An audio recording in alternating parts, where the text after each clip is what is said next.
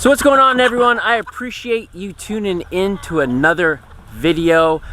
We have a predator and it is time to get him, and we need to do it now because we are getting some more chickens in a day. So I have my buddy Bobby here who is going to be helping us refine our trapping skills. Here in Pennsylvania, we can trap nuisance animals as landowners that are affecting our income. We lost over $500 worth of food, and we cannot continue this farm if that continues. So here's Bobby. Just tell us a little bit how you got into hunting and just what your passion is for conservation. So grew up, hunting and fishing, and a little later when I was like 14, got into trapping a lot, and that has always been my passion, and I love to do that over hunting and fishing.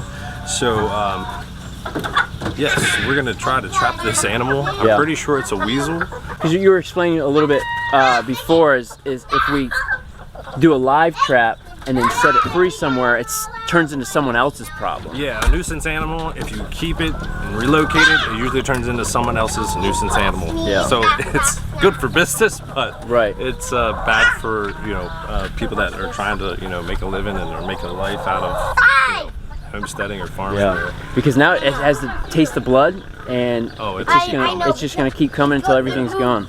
So mink. I doubt it's a mink, just because their tendencies are different. Wood rats are kind of lazy. They'll just eat all the chicken feed, because it's easier. If you don't have, they'll just eat the chicken feed faster than they'll eat the chicken. Bobby is gonna show me how to set it up, because as a landowner, I have to be able to do that. And yeah, we got to take care of this issue now, because like I said, we are getting more birds very soon. This is a 110 conibear. And we're gonna use a couple of these Victor, the rat traps, and you set it by cross threading. And everybody has a misconception of traps, and that they actually like hurt you or have teeth and destroy you. But it hurts for a little bit. But for an animal, this will just close over its head and fairly quickly and painlessly. So we're gonna set these up, and I'm gonna let Jeremy set it.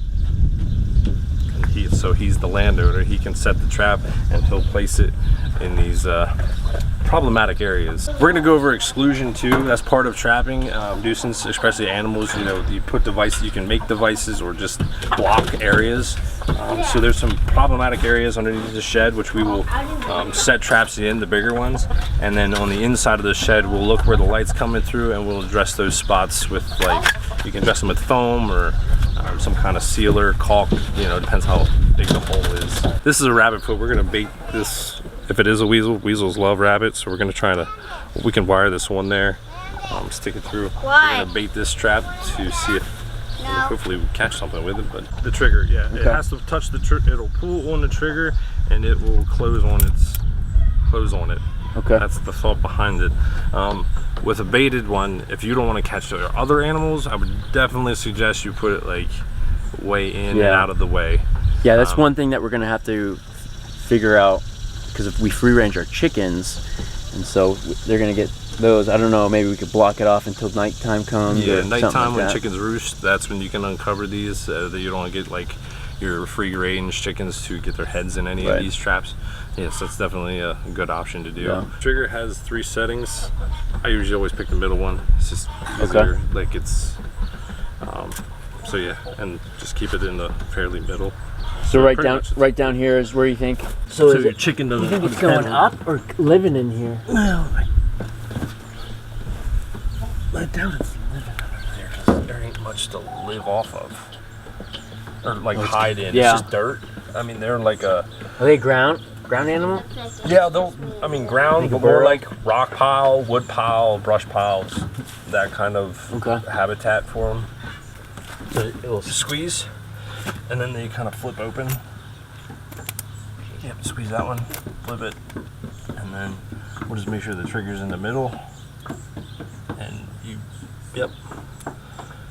hold it, and then just grab the handle, so you don't get snapped, and usually put the Yeah, the dog, that's what they're called, on top. Okay. Yeah, so, and you can just put it in however with the, and it should stand right up in there. You can just run it into the dirt so it gives a nice little steady place to stand up and down. Yep, and that's all it is, because that's a baited set. It should hopefully tug at that trigger and try to get that foot off and get caught. Whatever it is, human scent, it obviously doesn't bother, because I'm in here every single day, you know, multiple times a day. You would think if human scent bothered, it wouldn't be around. Yeah, scent more or less comes with canines, and when I mean canines, I mean like state of Pennsylvania, be gray foxes, red foxes, and coyotes. Okay. They are canines, and they're like dogs. They have really good sniffers, you know, and they are the ones that you have to worry about with your scent control. And like you said, you're out here all the time. This weasel or whatever it is you know, normal. It's normal for it to smell humans. Right. So this shouldn't be an issue, and it's around. You know, you have fence posts. It's around metal, so it smells the metal, and the holes in there's a few gaps in the shed or the dormer brooder, I guess. Yeah. In the brooder that are the size that my guess would be a weasel. Okay. Anything bigger, you know, softball size, then you're talking possums, skunks, raccoons, even a fox might try and get in there. But with the last few rains, I would have expected to see some kind of footprint around, which that hasn't been the case. Yeah, I haven't noticed any, at least. But I did see the blood that was in the brooder itself, from one of the dead birds. It was blood here and blood dripping down here. You can see a little bit of it, and feather. It's not. That's why we kind of blocked this off where the door gap is and gave it only like one way to get in here. But if it still got in, so my guess is that there's more holes that we need to be addressed. Okay. Perfect. And then you just gotta stick it on the trigger here, or you won't catch anything. Oh, okay. Trigger, yep. Trigger in the middle. Yep. Yep. You should place, yep, right in there. So there's a little bit of gap here, and on the other side, same spot. There's a little bit down here, which looks like someone was chewing at it at one point. I did notice that the other day. That, I mean, foam, you know, I have foam. We can foam that if you want. It's up to you. So that'll, you know, trying to fence it down to narrow it where it will actually get caught. Like we want it to go through our trap or want the bait that we have. So it's more or less, fencing, guiding it to where we want it to go. So we'll take care of these gaps. So basically pretty much holes that size, right? Yeah. No, like I see light going along, like it could that's really that's almost too small. Okay. But here's actually another good one. If you look at your door, so the fencing on the door is actually bigger with size of the fence. So I'd recommend either taking another size, same piece of fence, and shifting it to where these X's are here, so you narrow down these holes, because this is easy for them to get through. They climb, and they are good climbers. Okay. They can climb up wood trees and everything, and mink do it too. Okay. And a lot of them are really good climbers. Yeah, we have more of that. We can or even like chicken wire, like thinner, like really tiny hole, inch hole. Well, yeah, we definitely. Is also a good idea to take care of that area. So like of holes to narrow it down where it has to go in and out of. Okay. If it would be getting up and in that way. I think the most important thing is, just taking care of, and because like we said, this is our business. It's not our full-time business. However, it does bring in, some financial benefit for our families. So, I think this is awesome to be able to take care of this and learn at the same time. It's really heavy. These are really two heavy springs. These are Victor rat traps, and Victor, and it's not sponsored by anything, but they're out of Lidditz, PA, so fairly local. They were really big trap manufacturer back in the day. I don't think they're in Lidditz anymore. But these are just like a normal, rat trap, mouse trap. you know, baited set, you kind of do that. You touch the trigger, it slams shut, you know, but we don't want to get any chickens in it, so I'll just use the tool I have in my pocket. You ready? So hopefully, you know, it would come up. If it would come out, climb up through the little gap, since there's about an inch gap in the door, and then it would walk right on there. So we'll rebait that with something else. Weasels tend to love easy meals, so the chickens were a easy target, but as far as in the wild, they love rabbit fur, rabbit, you know, that's just something big easy bait for them.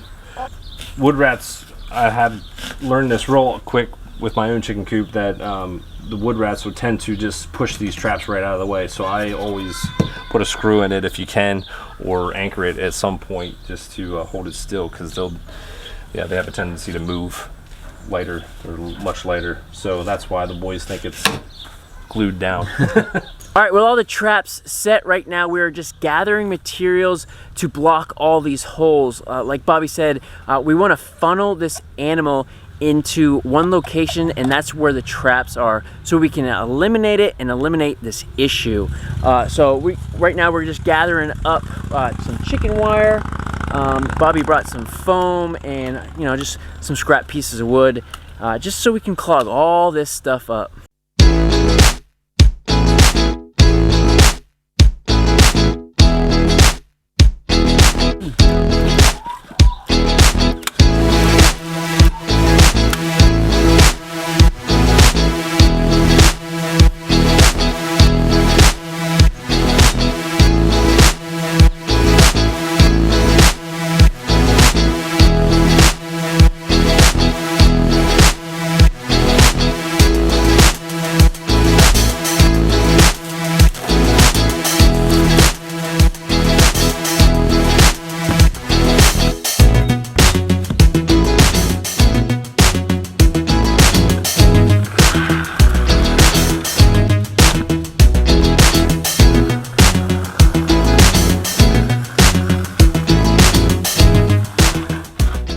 So with the door closed, you can see we sealed off this part of the gap and left the part right where the trap's at, and that'll be spun out of the way either way. So it would have to step right there. As we went over, these are 110 conibear, used mostly in water trapping in the state of Pennsylvania, but nuisance work, you can set them anywhere, especially for what he's doing.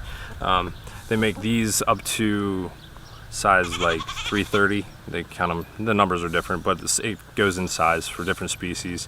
The bigger they are, like the 330 would be for beaver, 280s, 200s. We're not allowed to use certain sizes in the state of Pennsylvania, so I don't own any of those as far as those kind of traps. And I also brought, because a lot of people have a misconception on traps with foothold traps. We're using the rat traps because we think it's a weasel. These are little Victor 1s or 0s, depends on, you know, the size. They make them in many different sizes. These are long springs, hence the long spring. These are the like older kind of conibear trap, foothold trap. As you notice, there's no teeth on the jaws because that's not what it's for. And this is the set open, and it's trapping. You try to get the animal, entice the animal with bait, lure, or on a blind trail set to step on this your little target area. And they make these up big enough for you know, wolves, but you know, state of Pennsylvania, we don't have wolves. And these don't hurt the animal, they just hold it there. That's why Pennsylvania has trap and check laws of every 36 hours. So there's like another misconception. People just think, you know, you catch this animal and you get to it whenever you can. That is not the case. And I'll even demonstrate, you know, trap here, set, open, fingers in, you know, it just catches your fingers. And it's not much bigger. You go a little bit bigger, about 5.5 inch round for foxes, coyotes around here. That's pretty much cool. Like, there's no teeth on the jaws. So the teeth aren't even supposed to hurt it? No, the teeth aren't really supposed to, or were never intentionally made to hurt the animal. It's actually to hold the animal still in the trap so the animal doesn't hurt itself. Gotcha. But those bear traps are gone and done with. You see them more, they're all the no teeth now, right? Yeah, they're all no teeth, and actually there's, I should have brought other traps along, and they actually make them what they call offsets. So there's actually a gap between the jaws of like 1/4 inch where it actually relieves tension on the paw or the wrist of the animal anyway. So it's as pretty much as humane as possible, which you know, as a fur bearer, you know, it's renewable natural resource that we have. So Right. Cool. so there are other nuisance animals, you know, squirrels and groundhogs and stuff, but as far as like getting them into people's houses, they make exclusion devices, one-way doors, so they have to, if they're in, they have to go out and they can't get back in. And that's sort of what we're doing with eliminating any hole that it could get into and making it go out the hole we want it to where the traps are at. Cool. So. Awesome. Well, I really appreciate you coming by and, you know, showing me, you know, fine-tuning my trapping skills. Like, I've never trapped in my life. I just set something up and it's not working. So I called on my buddy to help me out, and I'm really excited to see, you know, I want to see this creature because we lost a lot of chickens, and I want to hold it and I want to say, I gotcha, no more. And you know, it's not about like the fun of it. You know, this is serious. We're losing birds, we're losing profit and food for my family and the community. So guys, I really appreciate you tuning in. I really appreciate you guys taking the time out of your day to watch ours. And again, follow your laws and regulations where you're at. Here, we're allowed to do it. We're a farm, and it's preventing us from our income. Please, if you haven't, hit that subscribe button. Don't be afraid to leave comments. And if you like what you see, give me a thumbs up, and I will see you guys around.